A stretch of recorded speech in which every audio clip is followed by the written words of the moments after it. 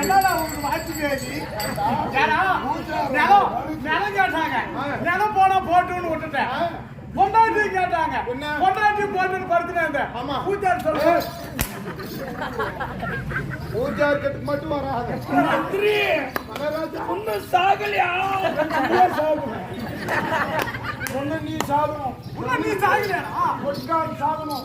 அப்படி நாங்கள் 100 பேராக பிறந்திருக்கிறோமே. எங்க அம்மா கேட்டது அம்மா ஒரு 100. ஆனா ஒரு விஷயம் தெரியுமா? எங்க அப்பனுக்கு அது இல்லை.